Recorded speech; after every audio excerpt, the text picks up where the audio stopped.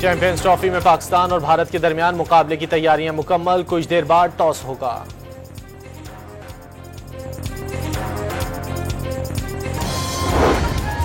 Champions trophy के अहम match में भारत के खिलाफ इमामुल हक और बाबर आजम इनिंग्स का आगाज करेंगे। फहीम अशरफ की टीम में शमूलियत का इम्कान।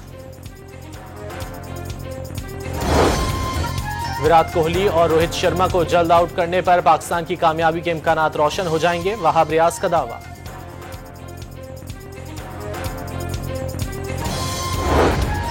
पाकिस्तान क्रिकेट टीम के फास्ट बॉलर्स शाहीन शाह आफरीदी, नसीम शाह और हारिस रऊफ ने पाकिस्तान और भारत के मैच को सबसे बड़ा मुकाबला करार दे दिया।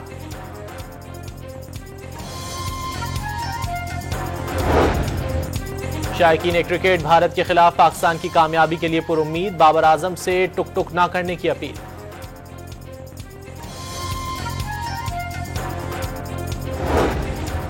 पाकिस्तानी कुड़ियों ने शाहीनों से जीत की उम्मीद लगा ली, खिलाड़ियों को तेज खेलने और पहले मैच में शिकस्त भूल जाने का मशवरा।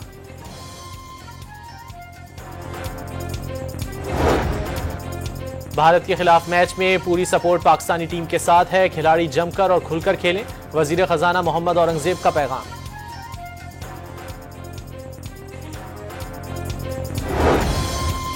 पाकिस्तान की टीम अच्छी है, बदकिस्मती से अपना पहला मैच हार गए, मगर कमतर टीम नहीं। दुबई की पिच पर 280 या 300 का स्कोर बहुत अच्छा होगा। भारतीय क्रिकेट टीम के नायब कप्तान शुभमन गिल की प्रेस कॉन्फ्रेंस।